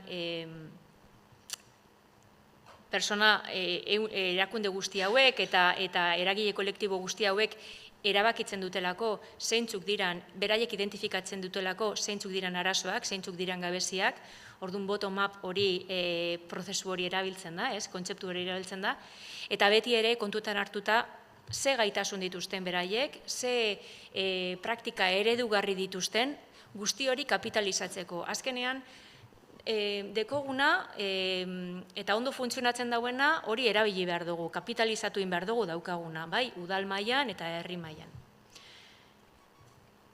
Orduan, erabakien artean, azkenean lortu zen estrategia bat. Epe ertain eta labur eta ertainerako helburuak landu zituzten, eta kasu honetan, estrategia honek dekoz 5 puntu nagusi eta 2 puntu transversal. 5 puntu nagusi, elikadura osasuntsuarekin zerikusia daukana, barriro erosketa publikoa ere agertzen da hemen atal garrantzitsu gisa, tokiko ekonomia elikadurarekin zerikusia daukaten tokiko ekonomiak ustartzea, elikadura hondakinak, eta bebai ekoizpen urbanoa, eta pixka bat hor sartuko litzateke ekoizpen proiektuak, ez? Eta gero, egongo litzateke maila transversal batean elikadura eskubidea edo elikadura justizia deitzen dena eta gobernantza. Eta gobernantza horren barruan, sartuko litzateke bebai, ebaluazioa. Beti ebaluatu egin behar da, zer ari garen egiten, funtzionatzen dauen, inpaktu eukiten dauen, edo aldatu behar dugun gure norabidea. Orduan, hau zen apurbet, hau da, estrategiaren eskema. Zelan izan zen, era parte hartzaile batetan, eta erabakitzen dugu zer nahi dugun urrengo urteetan. Eta hau gobernatzeko, beraiek daukate, elikadura mai bat, ez diote igual deitzen elikadura maila, baina bada gobernantza eredu bat. Orgoian ikusten duzuena, badira 2 panel udaletxearekin lotuta daudenak, orduan beraiek izango lirateke, dana koordinatzen dutenak. Gero dago talde motore bat, talde motorean ere badagoz udaleko departamentu desberdinak edo, eta hiriko eragile desberdinak ere parte hartzen dutenak. Eta gero, azkenean, ekintza garatzerako orduan lantaldeak sortu dituzte.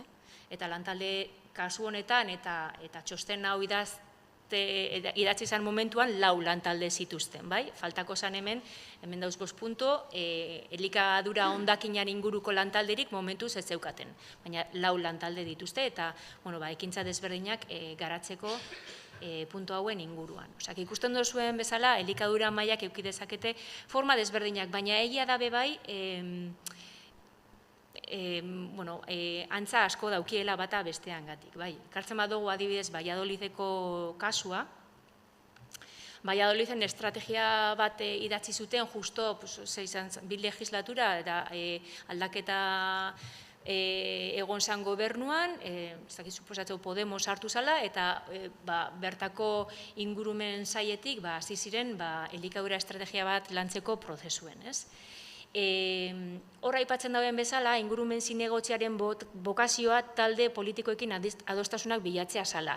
Claro, eske behar duguna da, aldaketa politiko bat dagoen momentuan lan guztia mantentzea eta ez alde batera ustea, bai. Orduan hori zen, beran arduratako bat, eta gero bebai, aipatzen da nola, elikadura estrategia hau, hiri estrategia izateko pentsatuta dagoen, eta, aintzirak aipatu dagoena, ez? Hemen, udal zail bat ez da, ez? Dagoz, udal zail desberdinak parte hartzen dutela, eta hori oso argi adierazten dute estrategia honen barruen. Zelan antolatu zuten gobernantza hemen, kasu honetan? Ez dakit, bai, ikusten da. Daukazue, erdiko borobil honetan, dago Consejo Alimentario izango litzatekena elikadura maila, eta,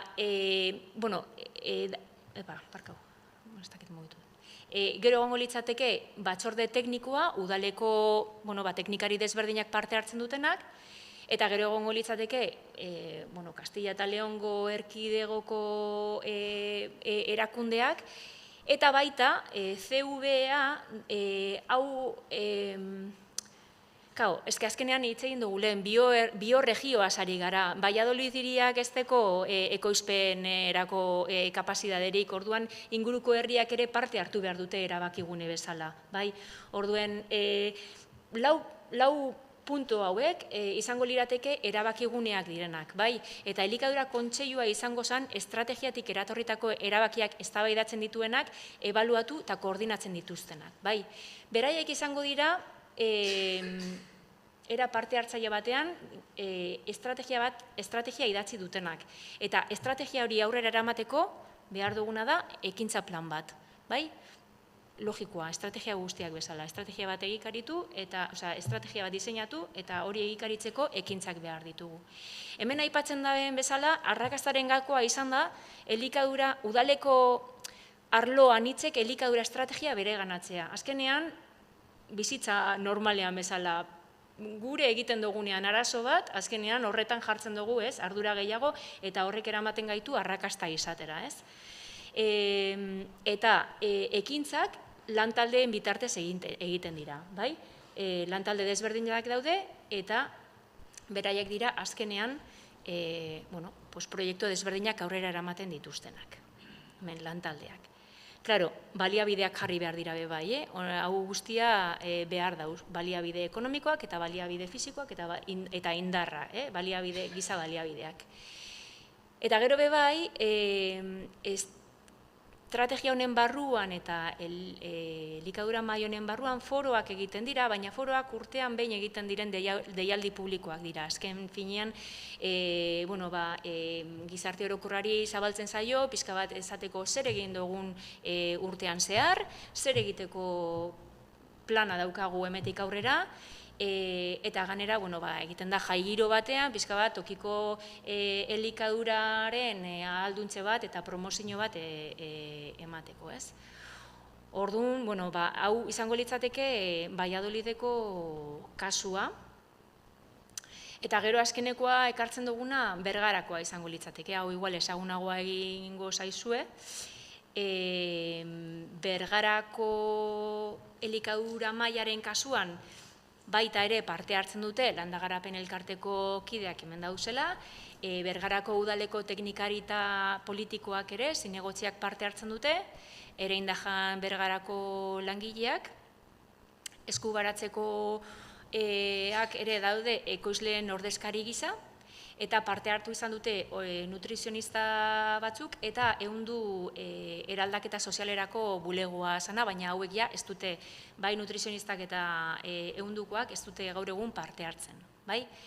Baina egia da, beraietaz aparte, beste harreman asko uztartu dituztela, bai agroekologiarekin eta bai elikadura burujabetzarekin zerikusia daukaten eragile desberdinekin, eta beraien lan egiteko modua da 3 hileko epeak jartzen dituztela.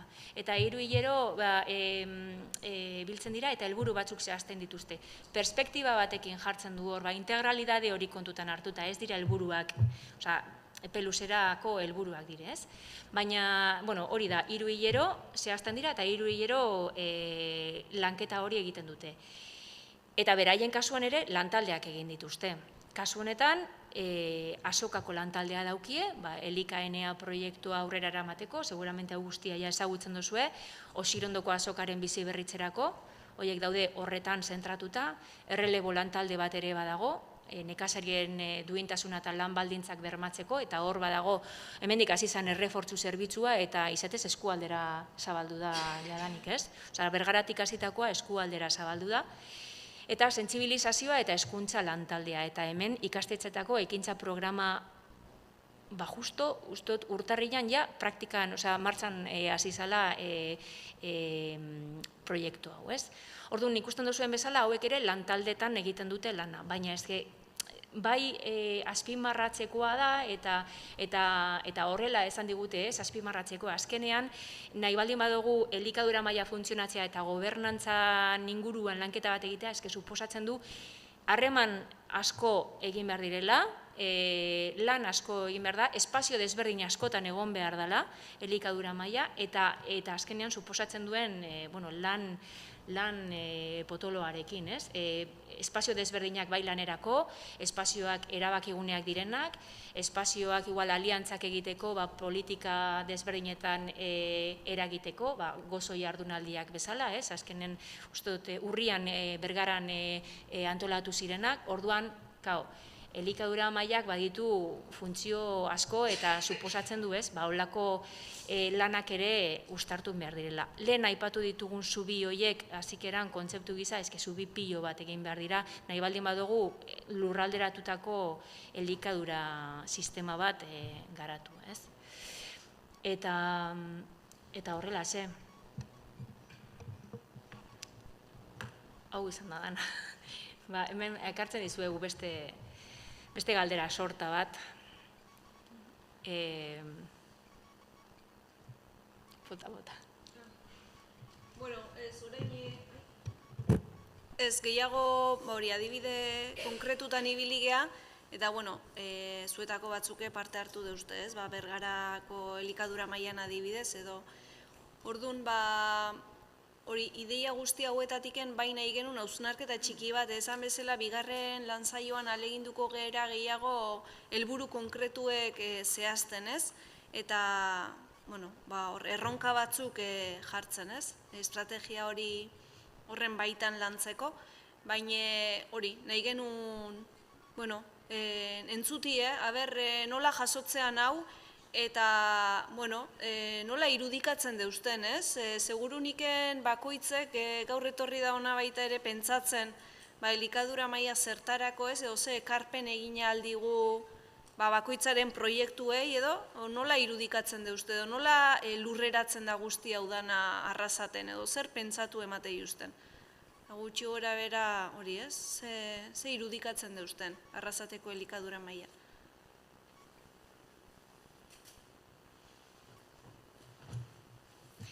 Agian gehiago da, punto batetik hasi eta zabaldu edo, ez? Azoka izango da, esaten dugu azoka beti, baina izandik beste zeo zer izatea oinarria eta hortik zabaldu, edo ikuste duzu behar dela ondino definitu zer egin behar dan, edo argi daude helburu batzuk, ja gabezi batzuk, edo zeo zer lanketa bat ja ziur ikuste duzuela, edo...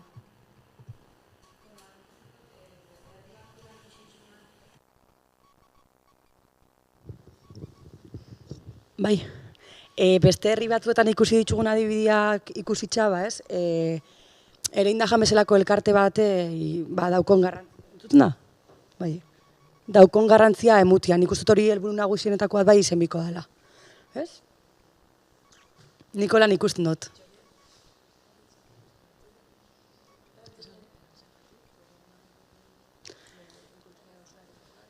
Bai, entzuten da? Ez. Bale, azkenean guk uste gaualako Ereindajan bezalako elkarte bat oso garrantzitsua dela, azkenean ekoizle eta kontsumitzaren arteko zubilan lan hori itzen dauen eragile garrantzitsua dela, ez? Eta bueno, gube horretarako etorri gara bai elikadura mahaira, ez? Azkenean, ikusteko bai eta definitzeko ondo erindajanen papela zein izango den guzti honetan, ikusi dugun adibide horreitan, adibidez Azpeitxeko kasua, edo Bergarako kasuan, bai izan diezelako eragile oso beharrezkoak eta oso potenteak prozesu guztian. Zehar, aipatu duten bezala hori, ez? Azkenean, zubilan hori itxen dugulako ekoizle eta kontsumitzaileen artean,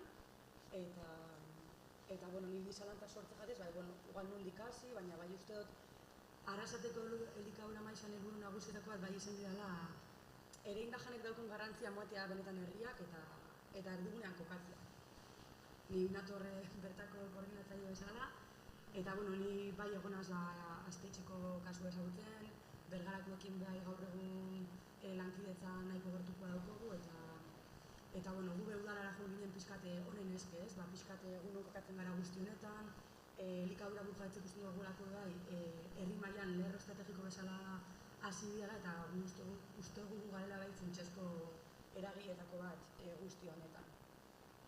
Orduan, hori, ez naiz errepikatuko baina, hori nire ustez behintzat helburu nagusietako bat, hau izan beharko litzateke. Mikrofonoa duguten, nik aprobetxatzen dut.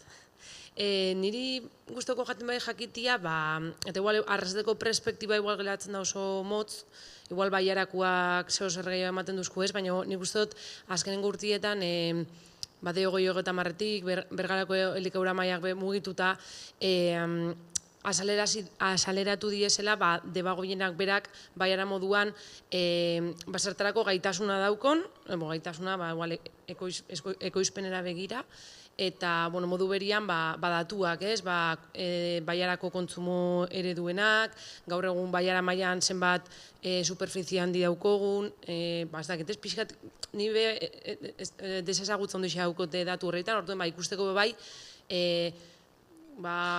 eragin gure dugun trantzizio horren dimentzinua zelakoa da nazteko, ez? Askotan pentsen dugulako elikadura burujabetza eta gaur egun daukogun realidadia da oso tristia inaundi baten, ez? Eta oso zaila, gainera rebertiruteko, orduan, bai kontziente izatea jarri behar dugun helburuetaz, ez? Igual elikadura eta janaria dalako igual tangibliena dan zerbait, baina, ipatu duzuen moduan gauza pilo bat gehiago ikutzen ditu. Zer gehiago komento gure nagoen, horra arte. Igual hori, pixkate ezagutzia zein dan egoera, Debagoiena mailakoa. Bai, akordunaz. Eta da, hortik aurrera emundi esen pausua, bai martxan jarri dezen proiektuak, hortik badau Debagoiena marretik tokixan deitzen dan zeo zer, horren inguruan nibe ez dakita asko, orduen, ze ekitasmo beba dauzen martxan, ez, honen bueltan. Eta, aipatu dozu ezuek, baina gero, behin da berriz aipatzen denez, Azoka plaza horren bizi berritzea, nik uste dut behizen bidala bai helburu nagusietako bat. Zehor proiektu bat egon zan, Maiderrek esan duen bezala lehen, oindala 8 urte, de hecho, elikadura maila honen sorrera pixkat, Jaimek aipatu duen bezala hasieran proiektu hori berreskuratzeko nahiakin hasi gitzen, eta hori bai berreskuratzea eta benetan erabaki estrategiko batzuk hartzia bai ez, Azoka plazan inguruan. Ze badakigu ze egoratan dauen, eta leku estrategiko bat zela ikusten badago etorkizunerako, hori izan daizela mahai honetako beste helburuetako bat.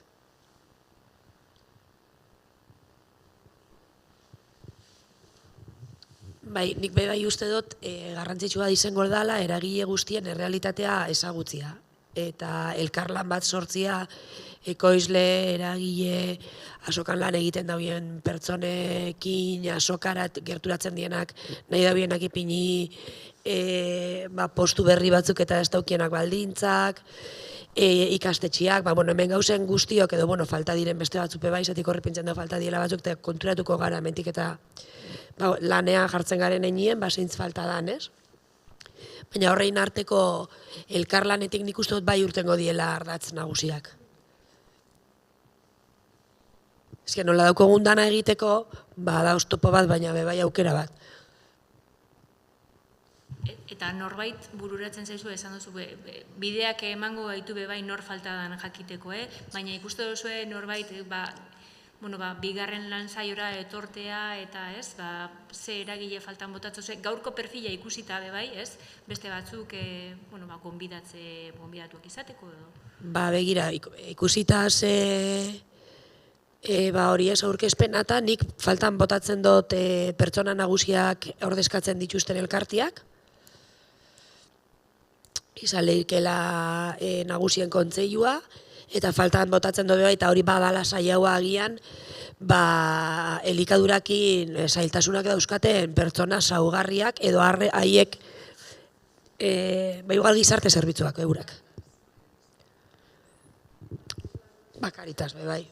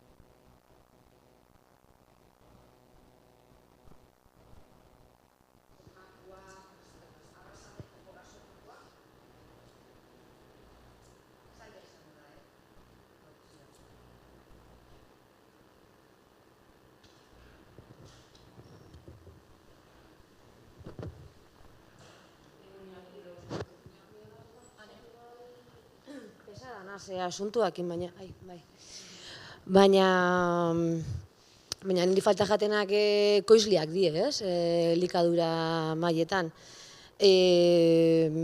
Estrategia danak eta oso ondo daz, baina koizle barik ez goia senyora.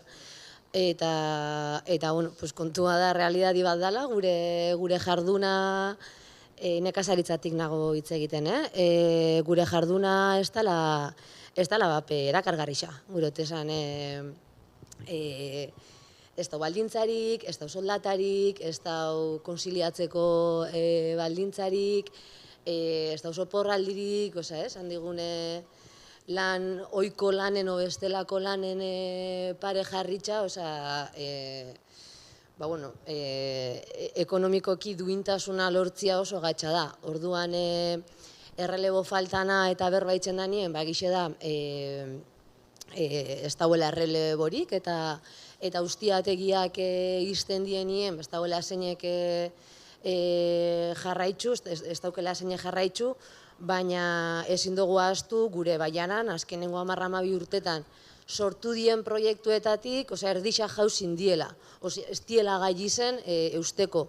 Eta mantentzen garenok, berriro nekazaritzatik enago hitz egiten, mantentzen gara eine handi baten, prekaridade ekonomiko baten bizitzia onartu dugulako. Eta ez natorke jan, gure otesan hemen hau, hola erabaki dotelako, eta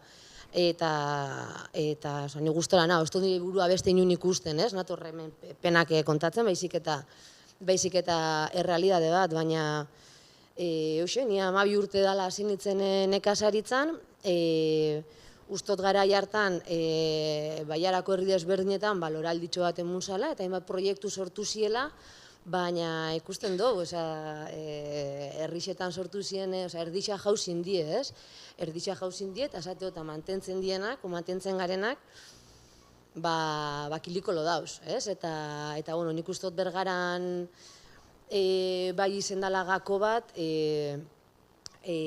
por supuesto, errelebo estrategiak eta martxan jartzia, baina baitxabe, mantentzen garen hoi, bai nekazaritzan eta bai bestelako lehenengo sektoreko jardueratan, jente hori zaintzie, eta zikera jauzi ez da isen ardura hartu, ez dut uste hori ardura individuala dani, baizik eta ardura hori ustot kolektibizabin behar dugula, danon ardura bihurtu, eta edurne eta iderrekin bat nator, erindajan, niri pertsonalian bintzat, badala gune bat estrategikoan eta niri pertsonalien, babes gune bat eskintzen doztala, ez?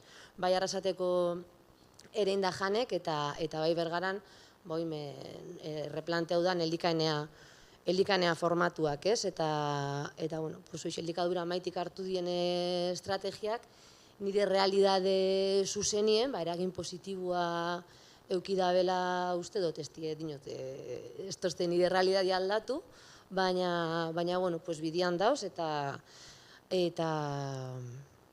bueno, hoxe. Eta barkatu, eta parte hartzeko zein botatzeoten faltan uste dute perspektiba interesantia planteau aldabiela, emakume mundu martxa bueltan elkartzen den emakume asanblada, edo uste dute gai hau tratau izan da bielako, igual modu transversalian, baina emakume mundu martxak ekarri dau elikadura subirautza gaixa plazetara, eta uste dute ikuspuntu interesante bat eskaini aldozkula. Entzun dugu azoka bizi berritu bidala arrasatekoa ez. Nik uste dut fan bidala ere indajanekin batera, ze gaur egun azokara arrasatera doian jendia perfila da jende pizkan nausixa eta gaztiak oso gutxi doiaz. Ni 4 urte egona soinatiko azokan, da azoka bat deba goienien fuertia dana, baina ikusi dut 4 urtetan bebai berakua. Osa, geroz eta gazte gutxi hau eta jende heldua doiala. Orduan nik uste dut gaur planteau bidana dela pixkat azoka eta nik uste dut ere indajan eukitza elikaenean inauen formatua. Nik pentsetan dut horrek injarra mungo dauela eta bertako azoka hortan da zen ekoizle txikinak babestu eta beste batzui bide bat emutia.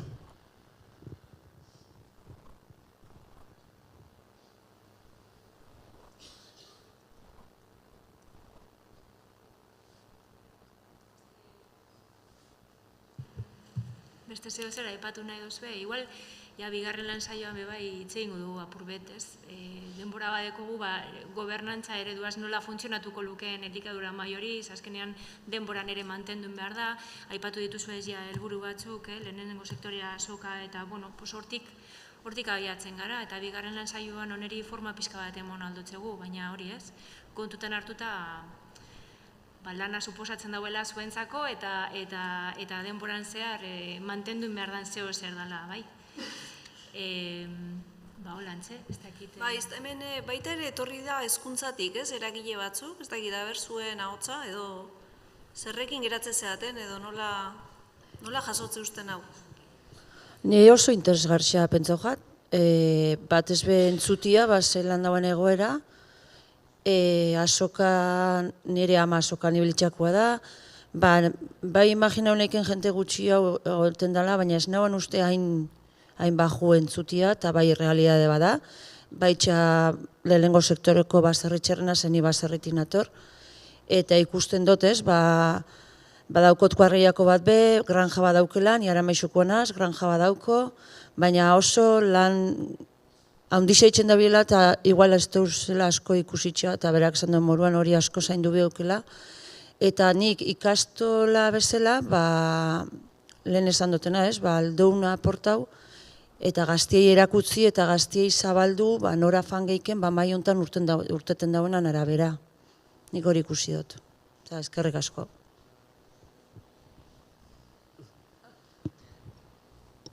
Napakaixo. Nik ikusten dudana da, adidez, eskola publiko bezala, gurke daukagun ditugun jangela garraiatuak dira. Hauzolenek komentatu den lehen, hauzolenekin lan egiten duen genuen eta orain beste enpresa badator. Adibidez, eraikin berri bat egiten ari dira musako lan, eta familiek eskatu zuten bertan janaria egitea eta kilometro zero edo lehen detentzen sana ez, tokiko janaria ekartzea, baina adibidez hezkuntza ez dago ados. Ez digute utzi, jangela bat, sukalde bat sortzen, gut ditugu ofizak. Guri egiten digute janaria garraiatu ekartzen digute, eta ez digute baimentzen egiten. Ordan, zentzorretan familiak nahi badut ere, badakit leku askotan egin dela, baina guri atzera bota digute behin eta berriro. Ordan, zentzu horretan, ikusi duanean horre janaria egiten dela beste sukalde batetan eta gero Urduñan, ez? Janarian ematen dela eskolara, osea, iruditu zait, pasadas azkenean da, ez bertako janaria, bertakoak egindakoa, bertakoak ez landatuk dana, osea, baina, osea, gu horretan, osea, moztu egiten digute behin eta berriro. Ez da erreza ere, ze gure behartuko, komila artean behartuko gintuzten guraso elkarteak eramatera olako lan bat, eta guraso elkarte urtero aldatzen da, ordan badaude urteak, talde guztia bezala, osora gankaurrak direnak eta zapotontia direnak eta egingo luketenak, baina gero jarraipen hori ez dago bermatuta ere. Ordan nik uste hor gora berandiak egon diren ez beste toki askotan, igual horrek egingo du ez, atzera botatze hori. Baina bai, eskatu zan, sukaldea, baina ez digute usten, ofisak egiten dizkigute. Ordan hor ere, pena bada. Eta botatzen, bai, batzu ez dakit nola lortu dute, baina lortu dute, baina beste batzutan, ez da. Ez que batzutan sukaldariak daude, eta sukaldariak mantentzen diren toki horietan posible da jarraipen egitea, baina sukaldaria ez daukagunok, ofisa daukagunok, eta hor bakarrik egiten da banatu eta ondo zaindu ez, baina ordan hor mosten digute pila bat, honen egin genezakena izango litzateke, etartzen den enpresari eskatu tokikoa, erostea eta guri hori ekartzea. Hori eskatu daiteke edo planteatu daiteke, baina enpresa pribatua dira. Baina bestelan ideia bezala... Eraikin berria eginda dago, osea, ella amaitu duzue obrak edo esan duzu? Irailean hasiko da martxan. Hasiko da martxan? Irailean, obra hasiko da martxan. Ez, obra martxan dao, eta zabaldu irailean zabalduko dute. Ordan oraindik eginda gabe dago sukaldea, baina eskaera atzera bota dute. Ez da adibide bakarra, hori da. Berak esan daren bezala, eskola publikoetan oztopoak jartzen ari dira horretarako. Bueno, baina bada, lanketa bat ere elikadura maitik egin aldan presio bat ebe bai, ez? Egon direzan proiektu pilotoak ondala 10 urte hasi zirenak eskola publikotan, bueno, azkenean izan zen gurasoen presioagatik eta mugitu, ez? Harremanak egin da espazio desberdinetan egon. Eta horrek lanketa bat eskatzen du, zuk esatu duzuna, bada problema bat, azkenean gurasoen elkarteak aldatzen badira eta ez bada egonkorra, baina hor lortu beharko zen pixka bat egonkortasun bat beraiek ere indarra egiteko, ez? Elikadura maila bezala egonkorra izan behar da, erabatean indarra eukiteko, ez? Eta denboran mantentzeko aputxo bet. Baina, bueno, izan lehike be bai elikadura maitik zerbait jorratzekoa. Beste...